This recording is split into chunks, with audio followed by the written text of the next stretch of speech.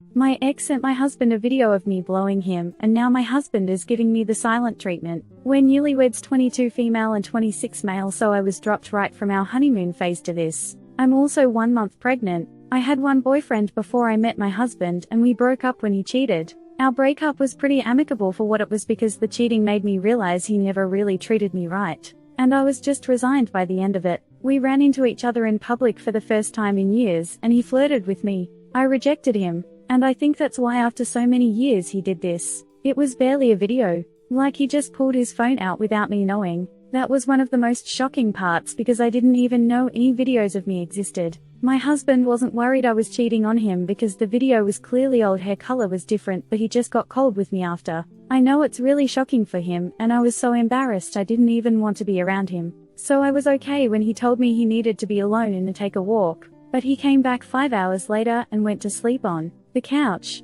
Now, the next day, I've been researching legal recourse all on my own. I tried to kiss my husband this morning and he turned, so I kissed his cheek instead of his lips. After that and a silent breakfast, I told him we have to talk about this, and he just said he has to go to work. He left for work an hour earlier than he normally does. Advice on how to talk to him when he gets back. We never had these kind of fights before we were married, and I'm just terrified this is going to last forever. Update: I told my husband I'm going to be calling the police, and he just said don't text me about this. I understand his shock, but I just wish I had his support. Anyway, I will going to the police. Thank you. Call the police for revenge adult videos. Edit: how the hell does 6-word sentence got over 4,000 upvotes? You're 22. So if this was years ago, is it safe to assume the video of you is from when you were a minor? If so, this is an even bigger crime. Like everyone else said, call the police. It's revenge adult videos, but in that case it would be child pornography as well. A lot of these comments are ridiculous. Her husband is absolutely allowed to have negative feelings and have trouble with something like this. That doesn't mean he gets to treat her poorly because of it, and it's understandable or normal. It isn't. He can be upset without treating her like she did something wrong and not communicating with her about it at all. He might be hurt, but so is she, and only one of them is being cruel about it. Being upset and put off by this is normal. Ignoring her and refusing any type of communication isn't. At the very least, verbalize to her that he needs space. He isn't mad at her. It's not her fault. And that they can talk when he's in a better place. Don't just shut her out with no explanation. I worry about the communication skills of some of the people in the comment section. Geez. Second story. My boyfriend cheated on me because I won't have sex with him. I am 20 female, a virgin, and my boyfriend, Ron, 20 male, is my first boyfriend. We had our first anniversary last month, and prior to that I did promise him I'll be ready to have sex. On our first anniversary, he took me to dinner on a nice restaurant, bought flowers and a necklace for a gift. He was really romantic, and I appreciate all his efforts that day. We checked into a hotel that he reserved for us, but when we were about to do the act, I freaked out and told him I can't do it. He tried to convince me by saying he'll be gentle and I'll enjoy it, but I got really uncomfortable and told him to stop. He did stop, but I could tell he was angry and maybe frustrated. I left the room and went home. We didn't talk for more than a week. I tried messaging him and calling his phone, but it's obvious he was avoiding me. Yesterday he texted me and asked if we could meet for coffee. We talked, and again, I apologized for what happened on our anniversary night. He said it's all over now and that he has already forgiven me. We hugged and went for a walk. Then he said he has something to tell me. He confessed to sleeping with his ex. I was speechless for a moment, then I told him I had to go. He's been calling and messaging me since. He said I should understand him and forgive like how he forgave me. My older sister said I should just break up with him, but my best friend said it was partially my fault for being hard to get. Please tell me what to do. Sorry for any grammar errors. English isn't my first language. If you feel uncomfortable, then don't feel bad for not giving it out. As a guy, I understand his frustration, and for some guys this is a deal breaker, but in that case break up, not cheat. Since he cheated, then break up with him. That relationship has died. Break up and chalk it up to incompatibility. He's ready for a sexual relationship and you aren't. That's okay. You're both so young. You're just on different pages. He should have had the decency to break up instead of cheating. He's immature and handled the rejection poorly. Just move on. He was a starter boyfriend. You probably both learned a lot in the relationship, but it outlasted its usefulness to both of you, because you want something different.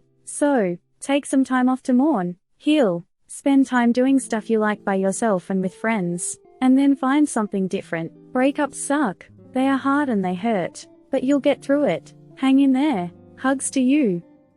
Third story. My sister and I stopped speaking after her child-free wedding. Now she wants to attend mine. Family side with her. I am 26. She's 31. Around the time my sister got married, I had a lot going on. I was divorcing, had 2 kids under 2, and me attending her wedding would require an overnight trip, which I was prepared to do, until I found out with less than a week to go that it was child-free. I called her and said I couldn't make it. She didn't take it well. We both said shit we shouldn't have, and we both apologized. But when we made up, she asked if I could come to the wedding now, and I said no as the circumstances hadn't changed. At which point the argument started up all over again. The day of the wedding she sent me a series of messages about how she wanted me there and she needed some time before we talk next. So I needed to wait for her to contact me. That was 3 years ago and we still haven't spoken. I got engaged 2 months ago, and we told my family a month ago. One of my parents told my sister, who contacted me, and I ignored her.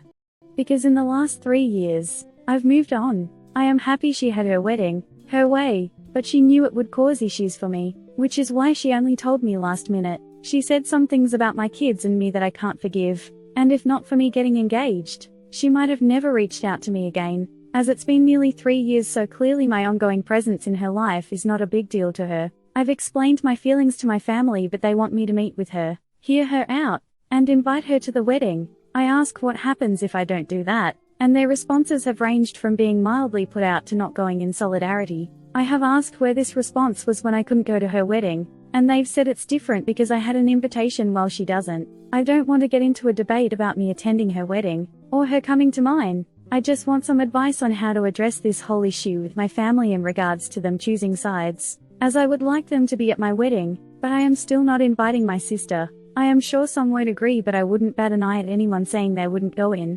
solidarity. If something that silly will prevent them from showing up to my wedding, it's probably best that they not come. I want people that are supportive at my wedding. Might as well put my efforts and attention into those that deserve it. Don't get sucked in the fight. Try to neutrally explain your reasoning again and then kindly say you'd love for them to be there and will be sad if they won't. But you are not going to invite your sister. Like, don't explain as if you're justifying yourself. Explain as if you are maintaining a boundary but are still hopeful they will attend and making it clear you want them there. I learned this in therapy, where my therapist was telling me the difference in assertiveness and aggression. Assertiveness is the ability to say the same thing over and over again without changing your tone or goal. For example, at the time, I had stopped talking to my mum because I needed to process some things from the past I'd never processed before. I went radio silent and she started to freak out, blowing up my phone. I told her I'm sorry, I'm busy with uni, I can't talk too much, I will text you soon. But she wouldn't have it and blew it up even more. I told my therapist I went silent again because I was afraid since she didn't accept what I said.